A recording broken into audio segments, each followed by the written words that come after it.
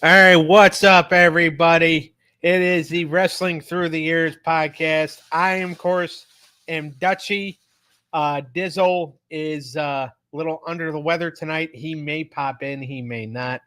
MoneyE, of course, is with What's me up? as always. Cleneth is How are here. you? Good. How are you? Cleneth is here. Good.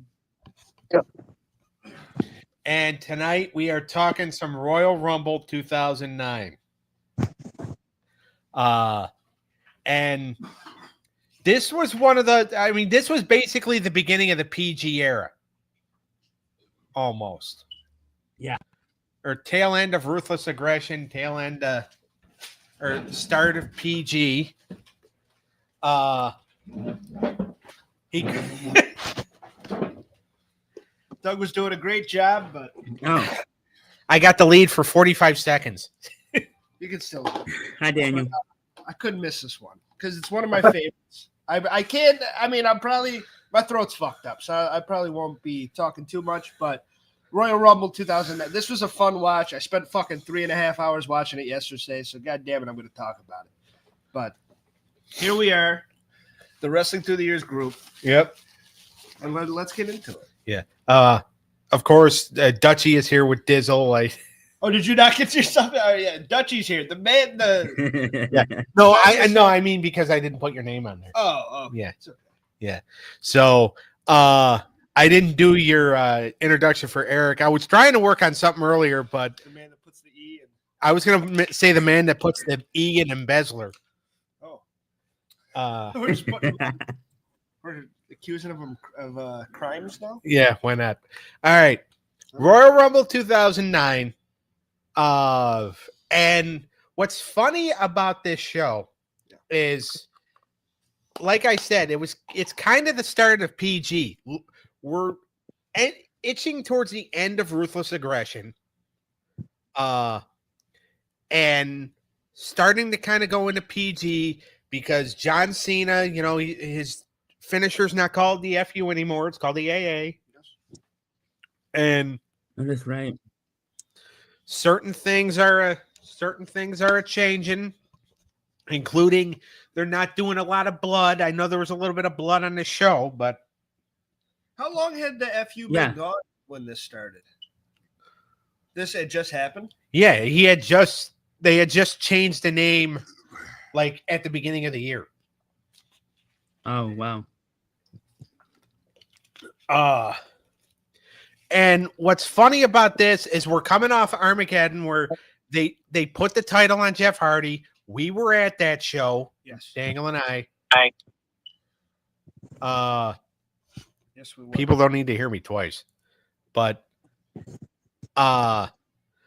Jeff Hardy, becomes champion, but you knew it wasn't going to be a long run.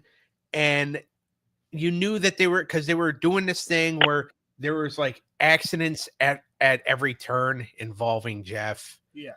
And I remember the rumor being back in the day is that's how they were going to bring Christian back.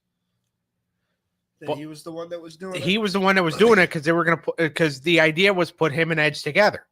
Yeah. Vince did not like Christian. And he thought Edge was a big star, so he's like, we're not going to do that, pal. So they decided to turn Matt. And, this is what we got. And it was an undercard. Now, Cleneth, you had said before we went on air that this was not one of your favorite Rumbles, correct? Yes. Yes, I did. The whole pay-per-view or just the match? No, all right. It's just the whole pay-per-view because leading into it, I was like, there's something about this I did not like when I was watching my leading. I realized what it was. It was so predictable. 2 weeks, you knew exactly what was going to happen at that Royal Rumble. With Shawn Michaels and JVL situation. Yeah. Yep. Yeah. The only good thing about this show was the ECW title match, the rematch with Matt Hardy and Jeff Straxwagger. No one saw the Edge, the Matt Hardy heel turn. But the Royal Rumble itself, we already knew who was going to win that match. Cleneth, you're my favorite part of the show. I think you've officially gone insane.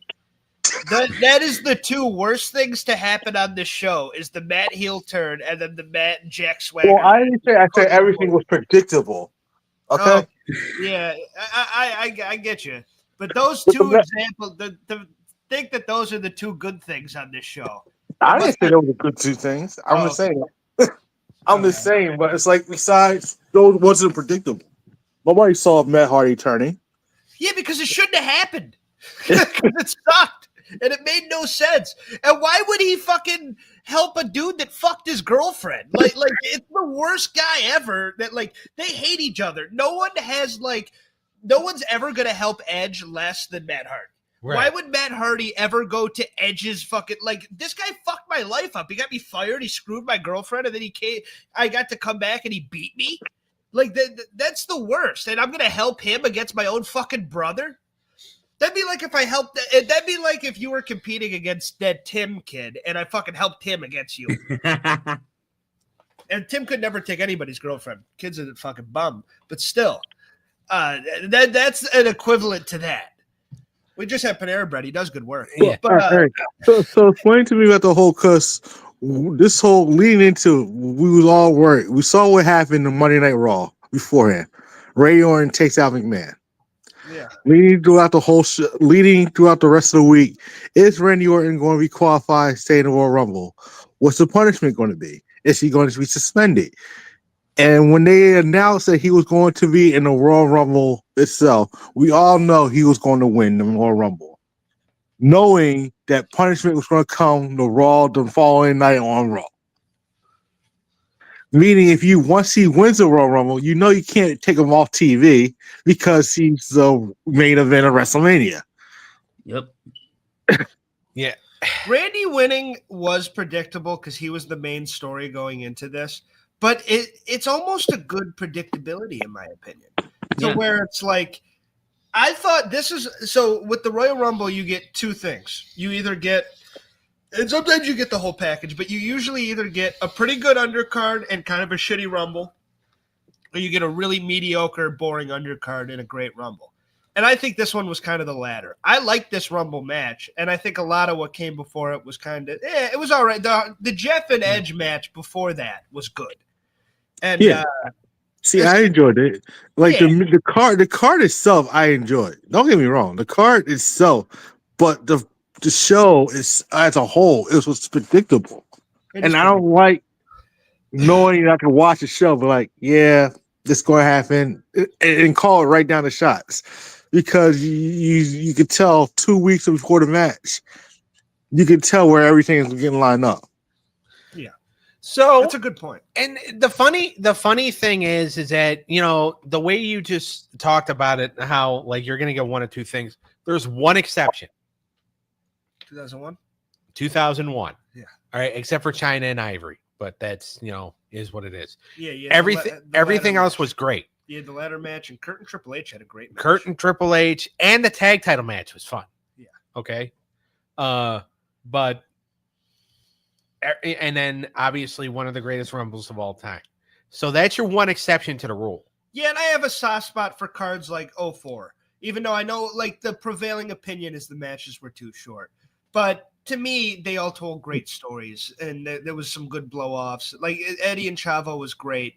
The Last Man Standing was great with Shawn and Triple H. Like there was great things on that. Yeah. And then the Rumble itself was really good. The 94 Royal Rumble kind of told a great story. Yeah. But you usually either get like a Royal Rumble, like Royal Rumble 2000, great undercard. Kind of a mediocre Rumble, in my opinion. Yeah. The last couple, the Rumble matches are great, but the undercard's a little like, let's get to the Rumble. It helps now that there's fucking 2 Rumbles, but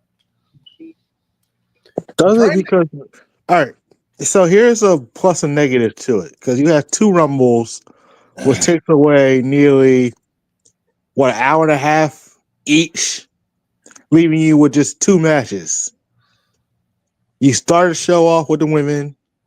You have your 2 matches, and you end with the men's, or vice versa. So you're never going to know. So unless you expand it, and there was talks about it making the Royal Rumble becoming a 2-night event. Oh, it's gonna. And here's a plus and negative about it.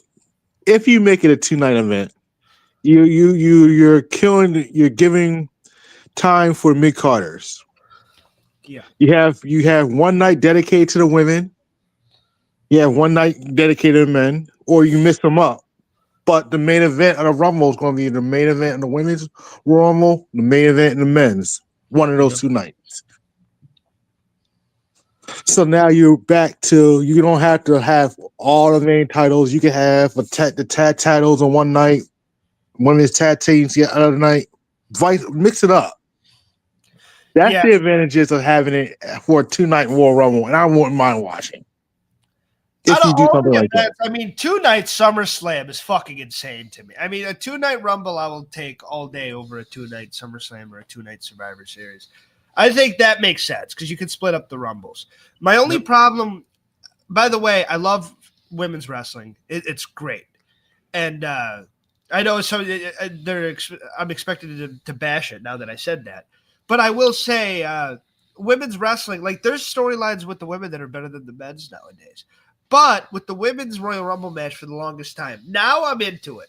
Now I like it because there's more surprises that you can bring in. But like for a few years there, it was like fucking Kelly's the surprise every fucking year because we only had so many picks to choose from.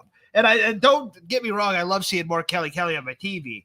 But for a long time, it's like, oh, it's Kelly, and it's fucking, it's Nikki, and it's Beth Phoenix, and it's all these girls that like because they didn't build that many female superstars in the past before this women's revolution. That Rumble match was kind of light for a few years. Now we got the NXT girls. Now we got girls from across the world. We can bring surprises from TNA and stuff. So now it makes a lot more sense. But for a few years there, it felt like the same girls were in the Rumble every year. Yeah. Whereas, Well, you kind of knew that was going to happen. I know, but it never felt that way for the guys. The guys always felt special and fresh every year because you would have a different surprise. Because you look at how many guys they was pushing, and you had making special returns compared to which you wasn't doing with the women's division until 5 years ago. Exactly. You have 80 years of history with the dudes, whereas with the women, you have about 5 now, if not 10. You can bring in Trish and stuff, but that's about like it's not like they can bring in like 80s legends because there isn't any. Wendy Richter's not going to be able to do it. Yeah. And God bless Wendy Richter. And Medusa, I'm pretty sure Medusa's knee is like mostly, wood. Yeah. Or not wood, Sonny but can't maybe do it. Or not wood, but like mostly titanium. Who'd you say, Eric? I said Sonny. Well, I mean, you'd have to bail her out of prison. Yep. You'd have to get her on a visit. Yeah. You'd have to go for a conjugal visit and give her a shiv. And she's not really in ring shape anymore. Yeah. I mean, Yeah, she's as big as the ring, but I remember that first year of the Rumble, or the first year of the Women's Royal Rumble. Yeah. And Jackie coming out.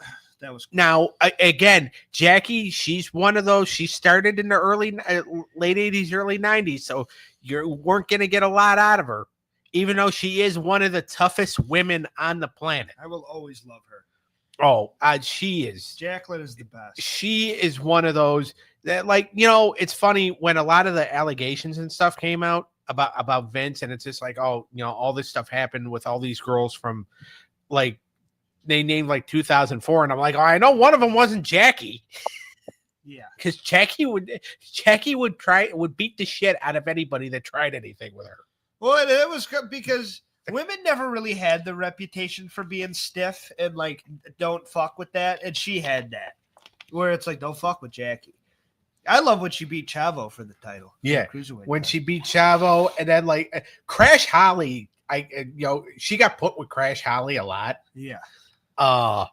And like, because she's like, well, I could kick his ass, and even the times when like Crash would win the match and Jackie would smack the shit out of him after. Did they bring her in with Kong in TNA, or was it somebody else? That was Raisha Saeed.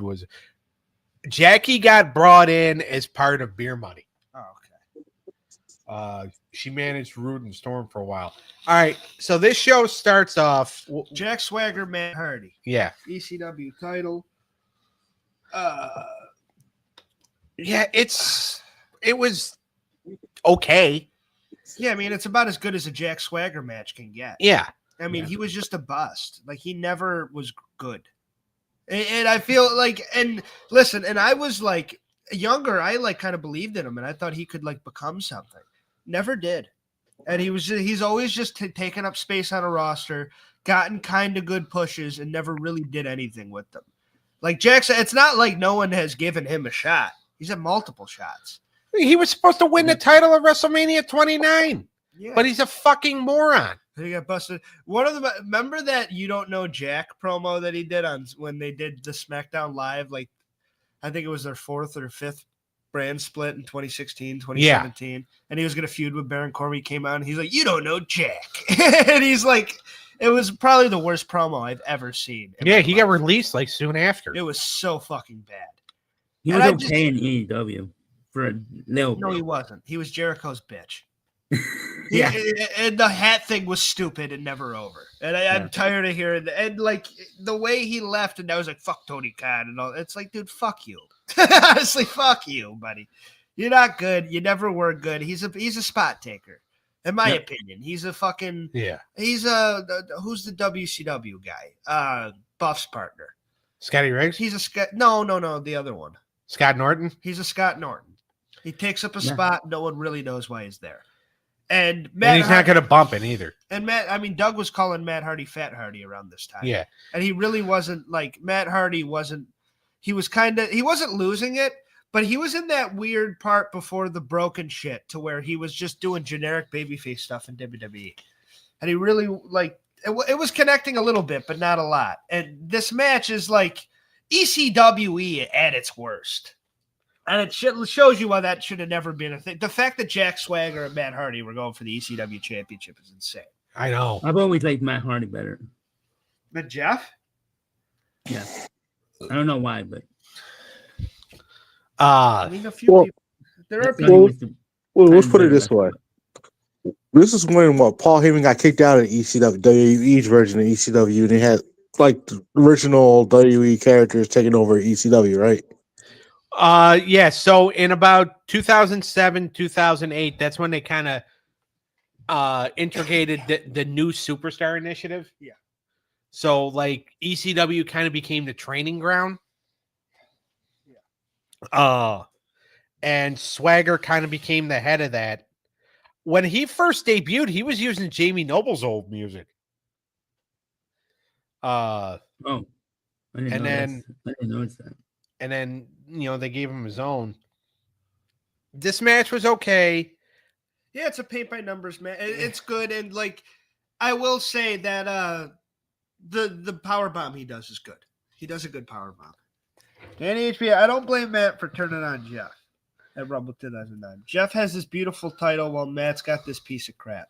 Completely agree. Yeah. That ECWE championship is one of the worst belt designs of all time. It looked like a fucking piece of tin. 100%. It was so, and Jeff had the, yeah, that's a good point. I actually agree with that. Yeah, no. So I'm gonna give the match. I'm gonna give it a 2.5. Swagger had a good power bomb. That was my point before. His little, what did he call it? Just a Swagger bomb, right? I think. Maybe. I think so. So, all right, I give it 2.5. What does 8. everybody else say? 2.7. I'm gonna go 2. Okay. 2.7.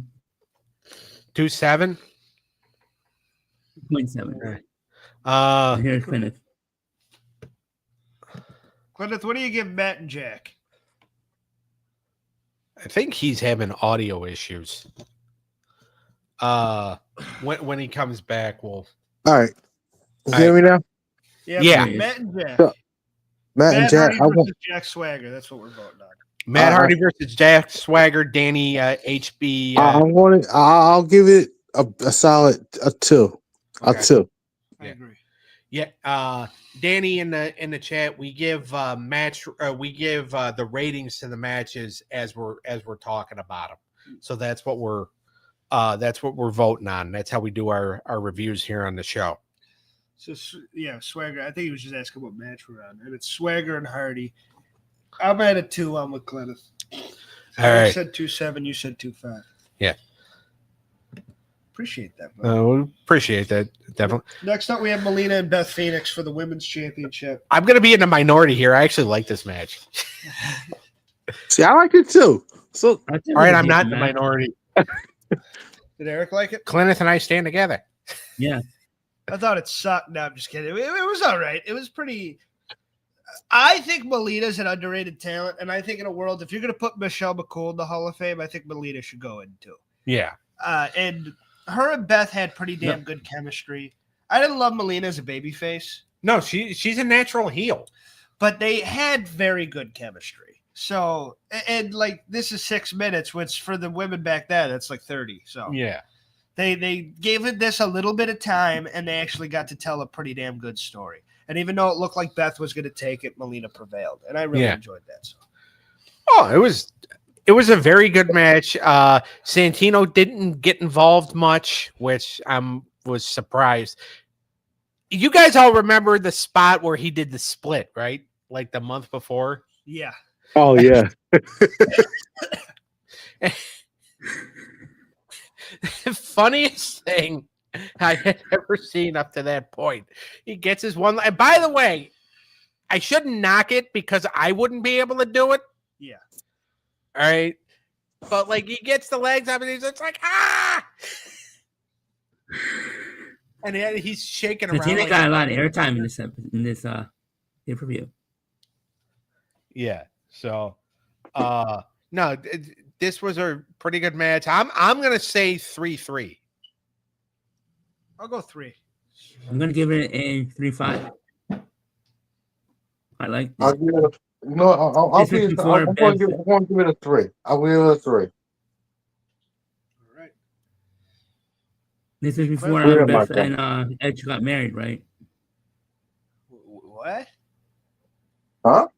Edge and Vicky? No, Edge and Beth Phoenix. I think they got married a few years later. Were they already fucking? As far as I know, which take that with a grain of salt. They didn't start dating until because I want to say what Cleneth, you might actually know this. What year was Beth inducted into the Hall? I don't remember. She was a Hall of Famer when they did the Rumble, right? So yeah. So 17 maybe 2017.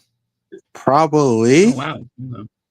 Okay, so Little Lyric, their oldest daughter, was a couple years old. So I'm gonna ballpark it and say they probably got together in like 2012, 2013.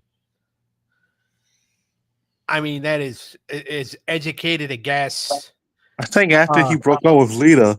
Yeah. Well, yeah, they broke up in like 2006. And that's an educated guess from a man that's repeated the 4th grade 7 times. All right, let's move on to the next match. We have John Cena versus JBL for the WWE or for the World Heavyweight Championship, which is crazy. Yeah, Cena had the World Heavyweight title around this time. They're wrestling for that, and HBK is in JBL's corner because he invested his money with Madoff in 2008, and the stocks didn't go well, and that they were playing off the financial crisis. Yeah. So, and around that time, wealthy people were losing a lot of money. So, if there's any time to do that angle, that's the time. Yeah, exactly. I mean, it sort of made sense. It was also like, come on, dude. but it made sense for me as a kid. I'm like, what the fuck, stocks? but now it's like, all right, a lot of rich people lost a lot of money around that time. So. The only reason why I knew who Bernie Madoff was, honestly, is because I watched David Letterman, and Bernie Madoff was part of David Letterman's opening monologue every night that year. Oh, yeah. Like until like mid 2009, like for a full calendar year, Bernie Madoff was part of David Letterman's opening monologue. Hey, how about that Bernie Madoff? Don't invest your money with him or some stupid thing like that. And for context, Bernie Madoff, the biggest Ponzi scheme in the history of America, at least, and I think the world, a $65 billion fraud where he was robbing Peter to pay Paul. And let's say he owns a business. He said he's putting it in trades. And I say, hey, Doug, give me $100,000. I'm going to put it in trades. And then I don't do that. I just take the $100,000 and then I go buy a boat. And then I get $300,000. You better take me fishing on a boat, you son of a bitch. And then I get $300,000 from Eric, and I'm like, "Hey, Eric, I'm going to invest your money into trades." And then I don't do that either. I give Doug back his $100,000 plus $50,000, and then I take the extra. And that's how a Ponzi scheme works. And they never necessarily said that Shawn Michaels lost his money with Madoff, but it was kind of implied that that's what happened. And even if it wasn't, the whole stock market crashed. So if he just had big money stocks, he lost a lot of money. Yeah.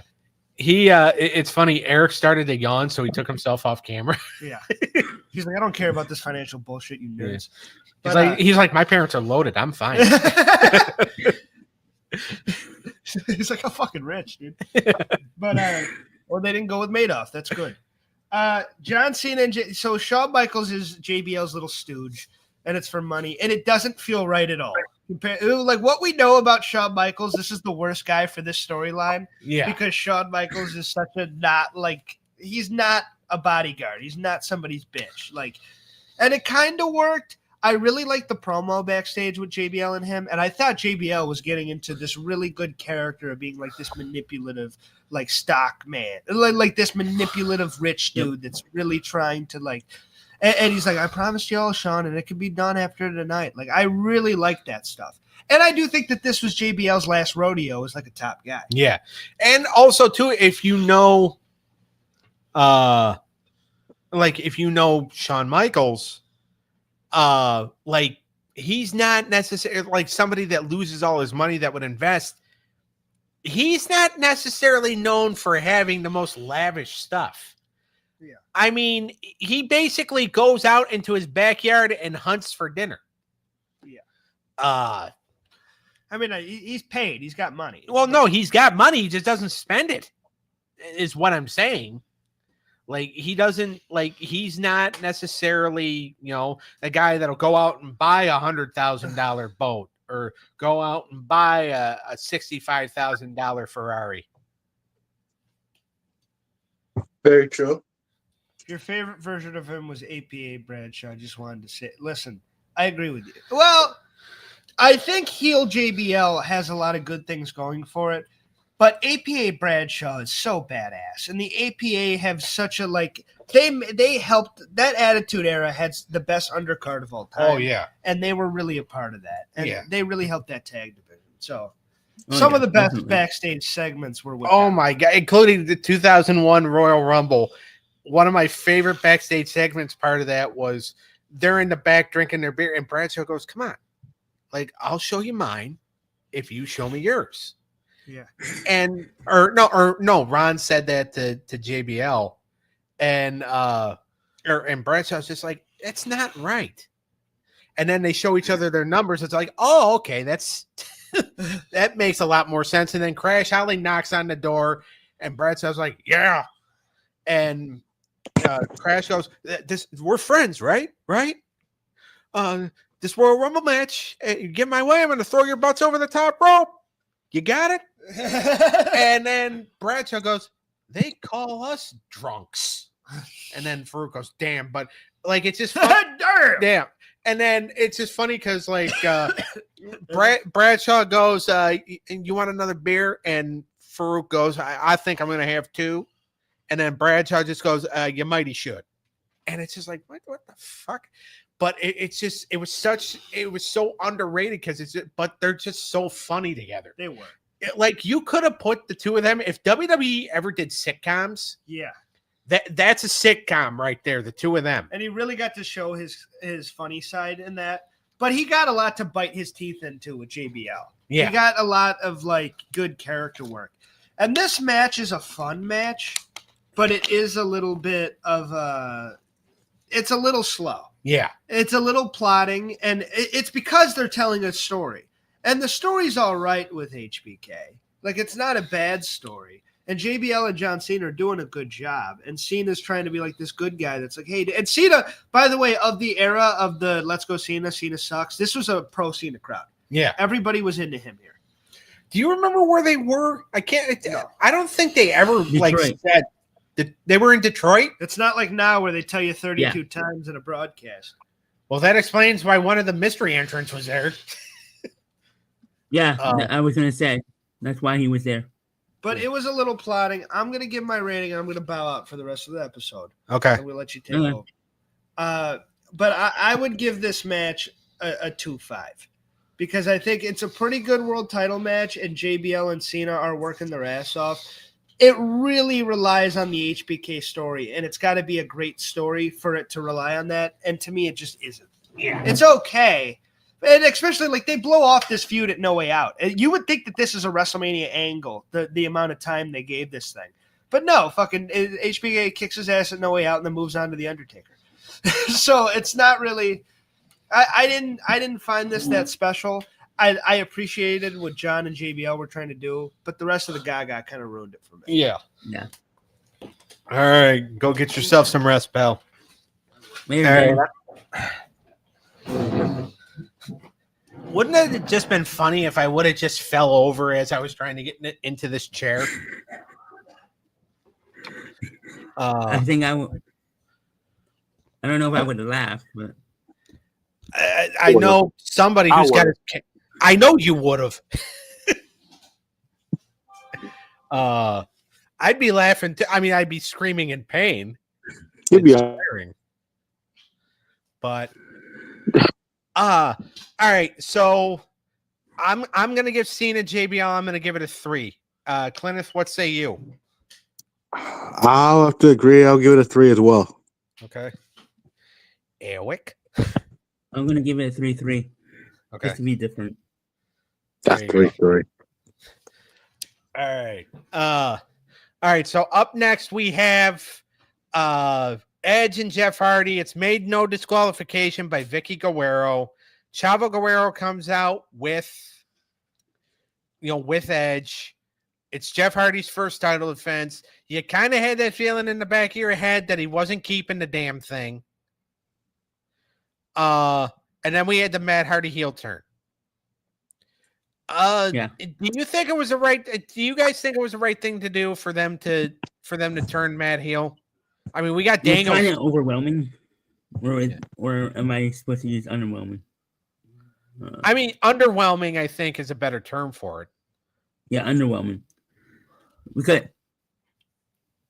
as Cleneth said it earlier in the show, it was kind of predictable. As soon as he came down, you kind of knew something was going to go down.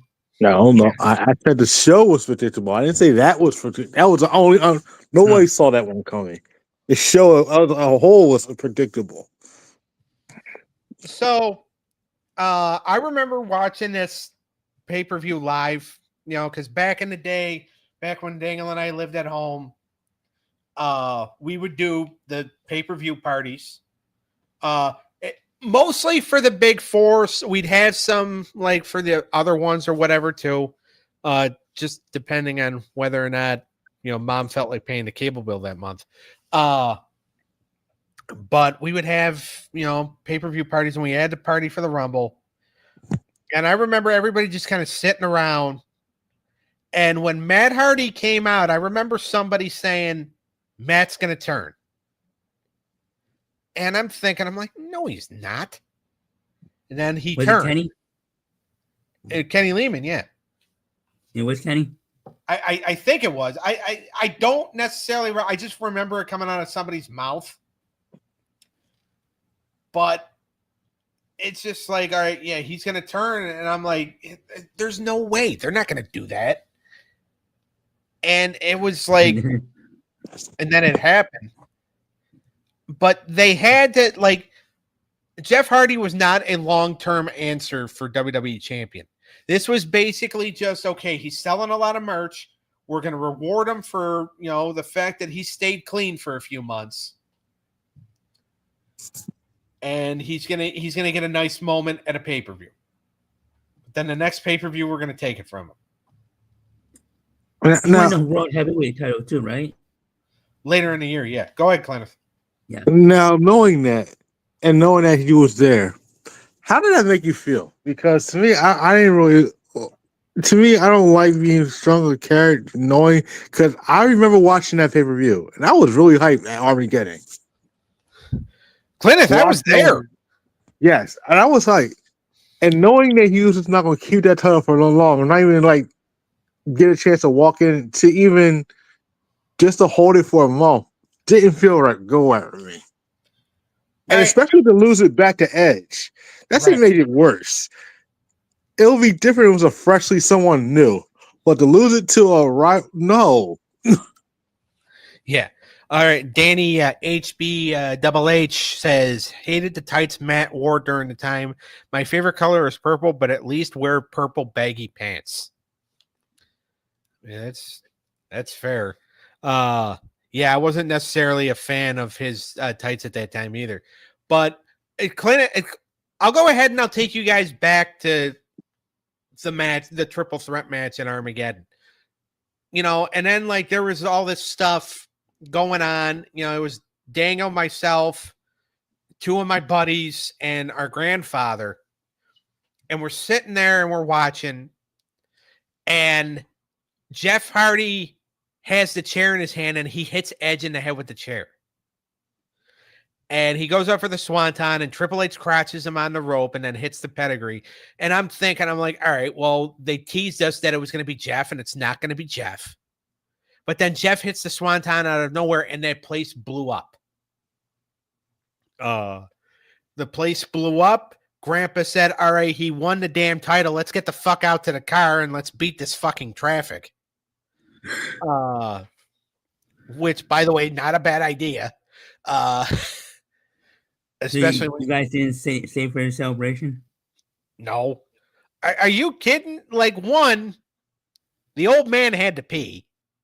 And two, like and you guys know this, from going to these events. Cleneth, I think you've been to more events than the rest of us. Yes, I know. Bitch to get out of these things, especially when there is like 16,000 people there. Yeah. Yes, it is. Yeah. It's like a sporting event. Yeah. I mean, and those are even rougher, especially like an Eagles game. Yeah. If they lose. Yeah. Yeah. You don't want to be bumping into crazy Eagle fans after a loss and they're drunk. Right, exactly. So, but yeah, my point is that like, because you start to, at that moment when Jeff got crotched on that top rope in that Armageddon match, it's like, okay, well, they're just teasing us. But then he wins the title. Everybody goes nuts.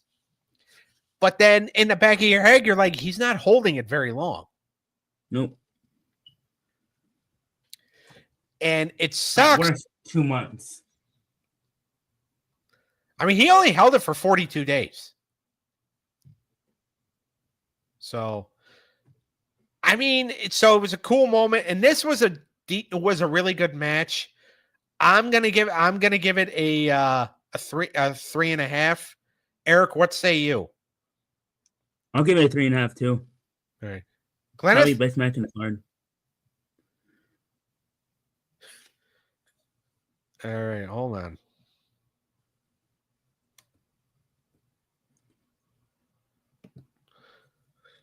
All right, Cleneth's having more audio trouble than what you usually do.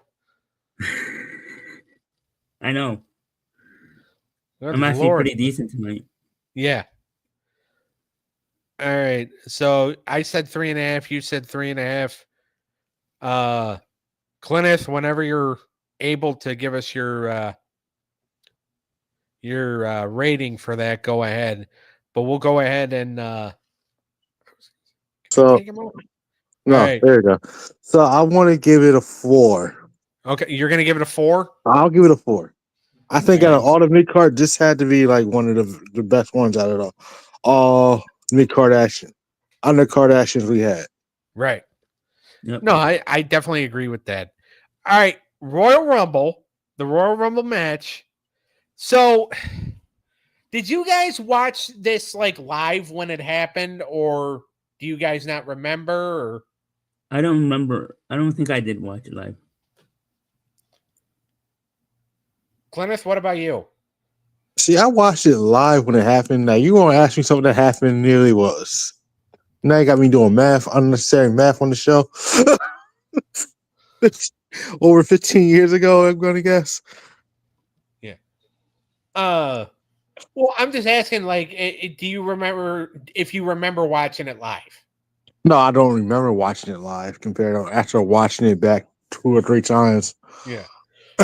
I remember specifically because I can remember this, but I can't usually remember what my job is at work every day.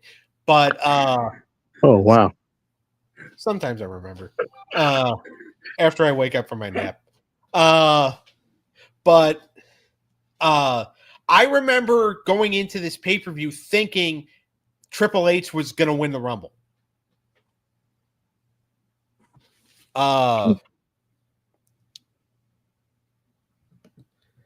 Yeah, Danny, it was that was the Randy win. When Randy won it, and 6 days beforehand is when he punted Vince in the head.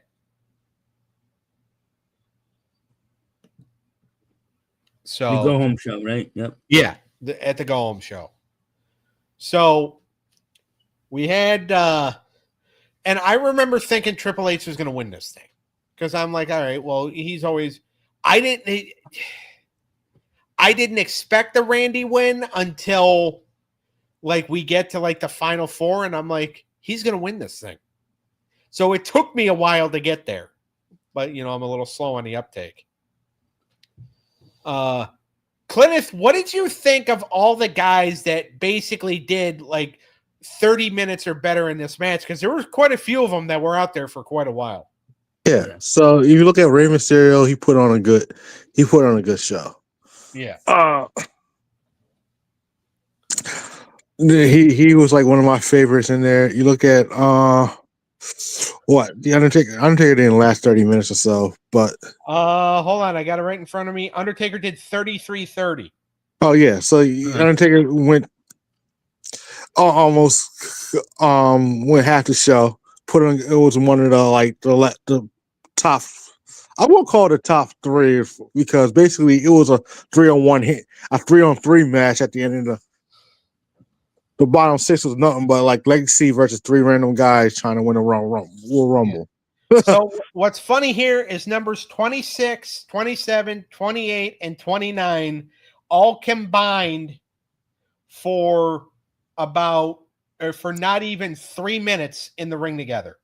D. Brian Kendrick, Dolph Ziggler, Santino Marella, and Hacksaw. Well, Yeah, Santana, that's crazy. he lasted 1 second. Yeah. So Jim Duggan lasted longer than Kendrick, Dolph, and Santino combined. Hey, a win's a win. All right, a win's a win. What's that how they say? No, I'm not knocking Hacksaw. Hacksaw's always been one of my favorites. But so here's what's funny here. I'm going to read off the list of guys that went 30 minutes or over. Rey Mysterio, Triple H went 50 minutes. Ray went 49. Randy Orton went 48.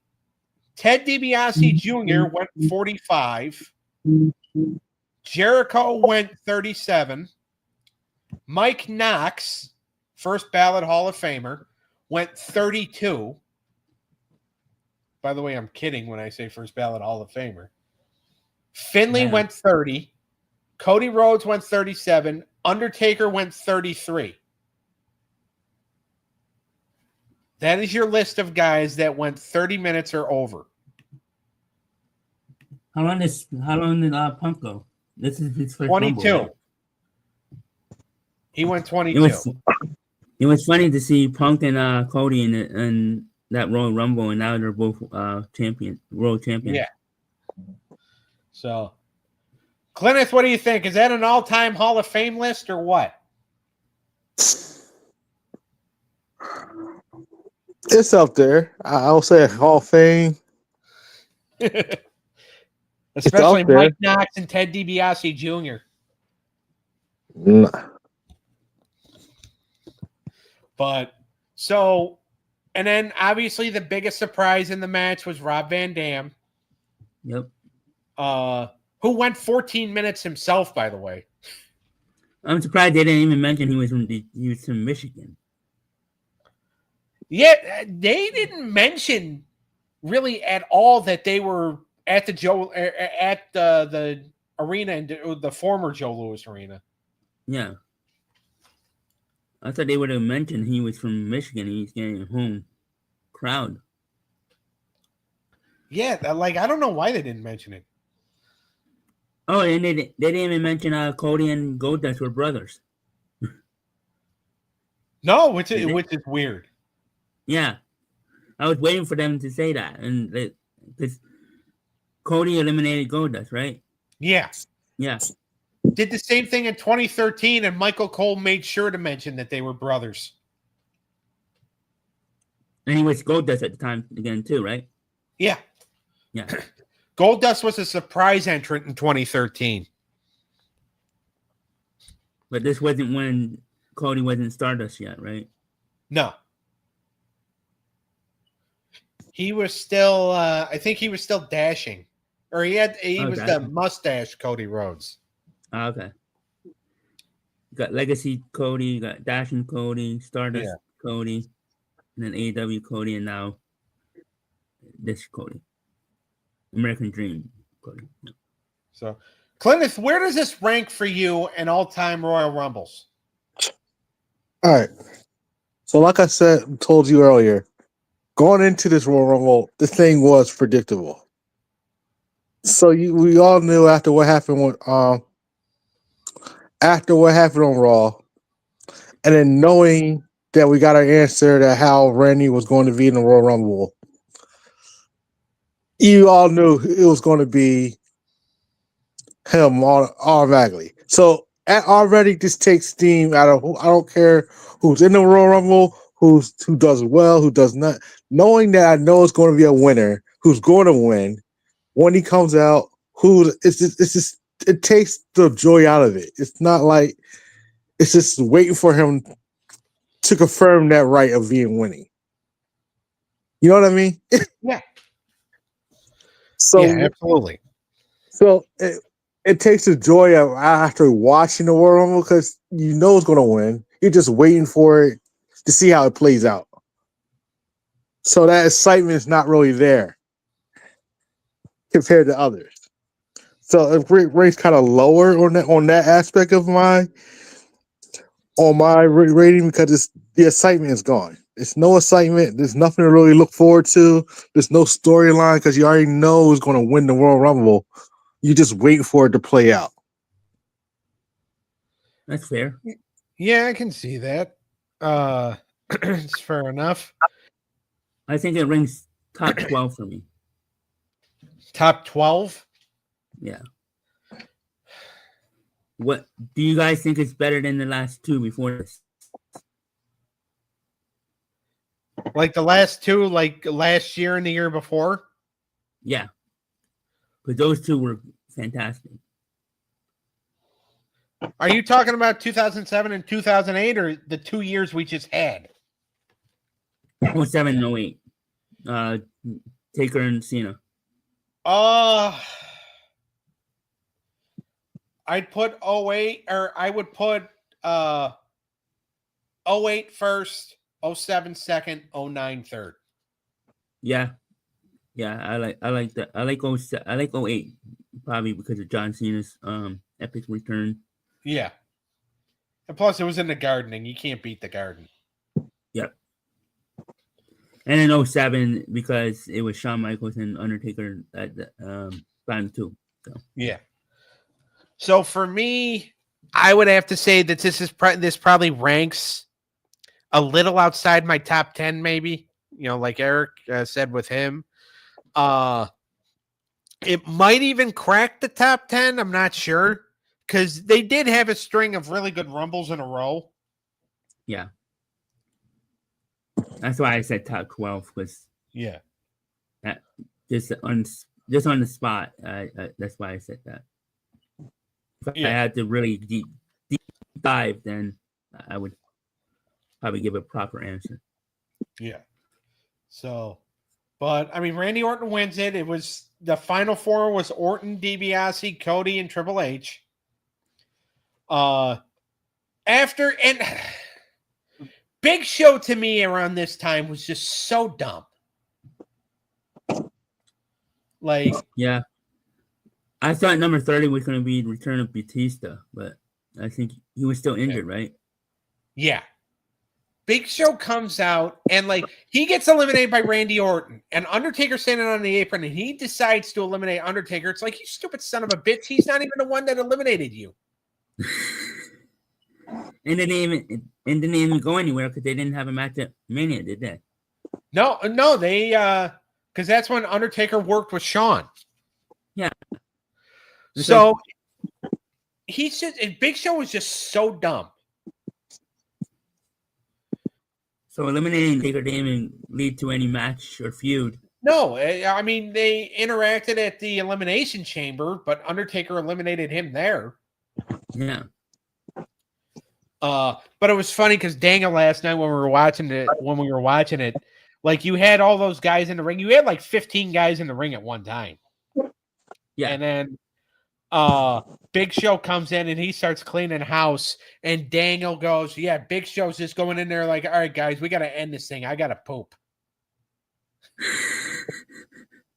And then it's just like, but you could tell with like because a lot of the, like I said, you know, the younger guys were coming in, they were getting tossed out pretty quick. It's like the established talent was just like, all right, we can handle this, boys. Go fuck yourselves. What's the most people in the ring at the same time, Doug, if you know? I think it was here. I think they either tied the record or broke the record here. I mean, they kept mentioning it, so I figured this is probably winning the most. I want to say here, 91 at one time they had about 13 or 14 in the ring at one time. Because that was another year where a lot of the guys were doing half hours. How about the 40-man one? I think they had like 8 or 9. Oh, okay. You would think they would have the most for that one. But I think, in 91, because in 91, a lot of those guys were doing long stretches. Like Rick Martel did like 52 minutes. Greg Valentine did 50. Bret Hart did like 20. There was like 7 or 8, like there was here. There was like 7 or 8 guys that were in the ring for like 25 plus minutes. Wow.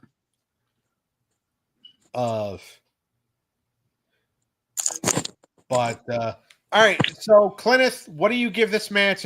What do you give the Royal Rumble match? What's the rating? The Royal Rumble match, I'm going to give it a 3. I'll give it a 3. All right. Eric?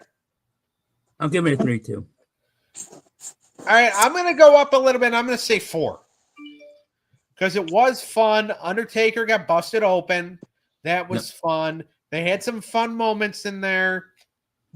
Santino Marella getting eliminated after 1 second was great. And especially when JR is like, I think the Warlord's record may have been broken. By 1 second. Yeah. Well, we all know that's not going to be broken now because they've tried to break it. How? I guess half a second. Well, not even break it, but like they've tried to tie it. Okay.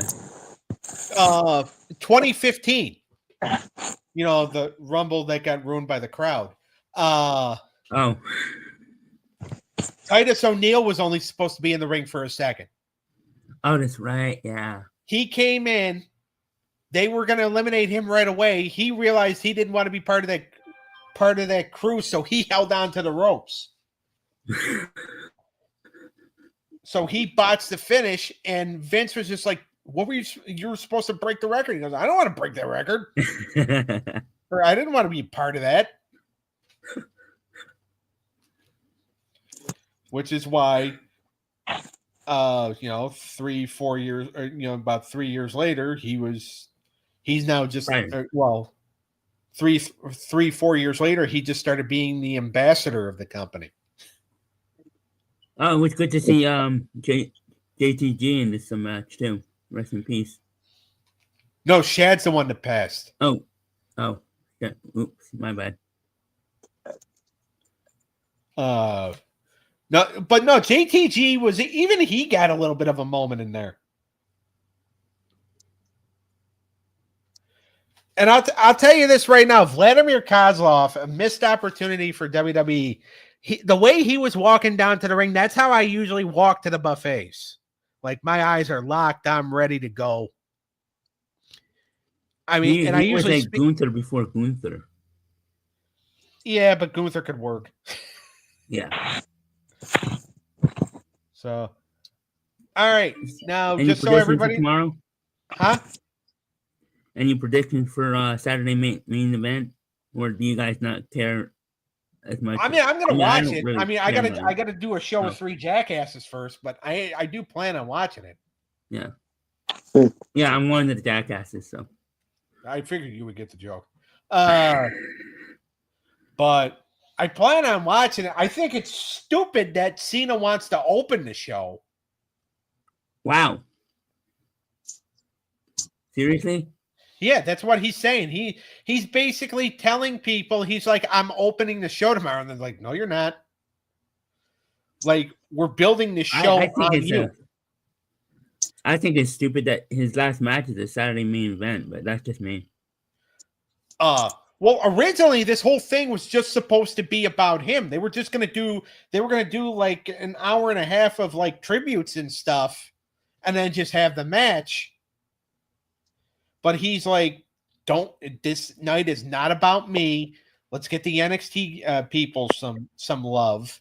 But yeah, he's already talking about he wants to open the show. Wow. Now, I don't think they're going to let him. Did you know how a surprise at the end? I mean, people are saying The Rock.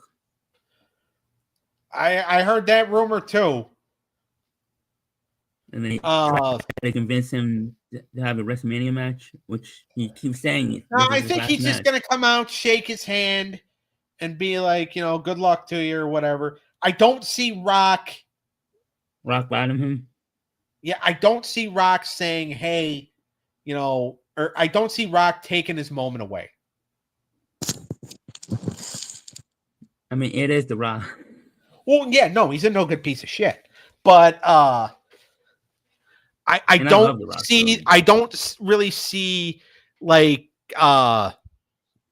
him doing it, because now everybody knows he's a no good piece of shit, so he's trying to behave himself now. You think Austin comes and comes out too? No. But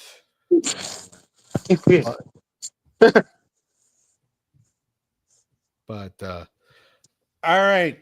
Just so everybody knows, next week there is no show. Daniel and I are going to be in the process of moving. Oh, moving down the street? Actually moving a couple towns over. We're moving to Warminster. Oh. I think I know where that is. It's closer to work.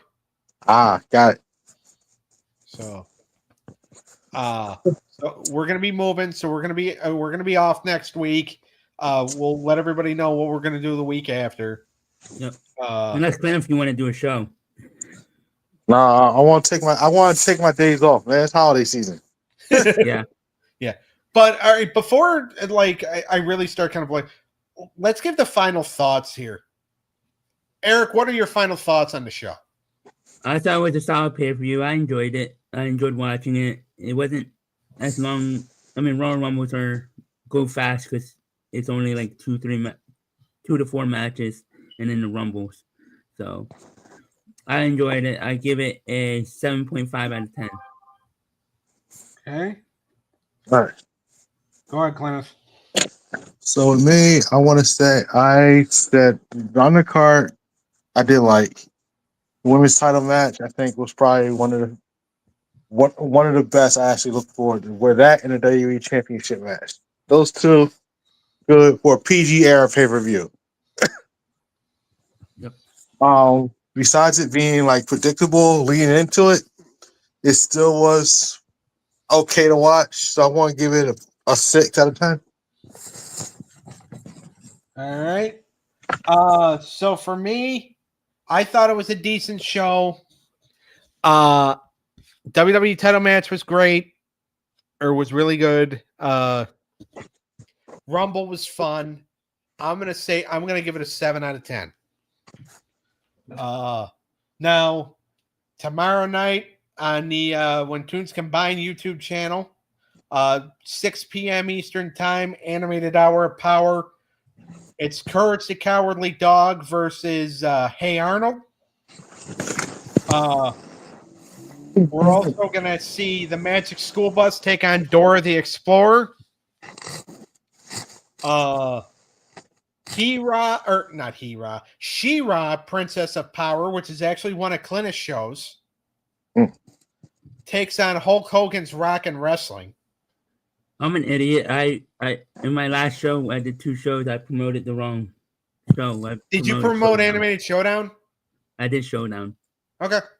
Yeah. I mean, it needs some love too.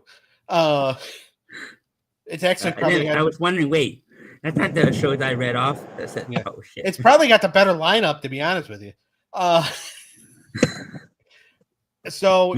She-Ra, Princess of Power versus Hulk Hogan's Rock and Wrestling, and the main event is Bleach versus Blue Exorcist. Bleach. By the way, the main event was supposed to be Hulk Hogan's Rock and Wrestling versus She-Ra, Princess of Power, but Eric, it was just like, that's gonna suck. So let's do it.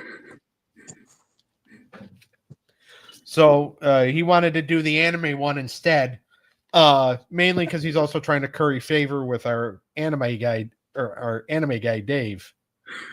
So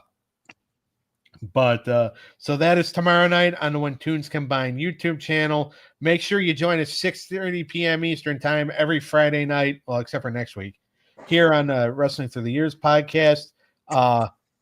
Everybody take care. Have a great holiday season. If I don't talk, Eric, I'm going to talk to you tomorrow night. So that's not necessarily. I'll take care of the shorts. All right. You just took the last words out of my mouth. Cleneth, always a pleasure. Always a pleasure. All right. Bye, Later. I'll talk to you. We'll see everybody later. We'll see everybody in a couple weeks. Bye. Later, boys. Later.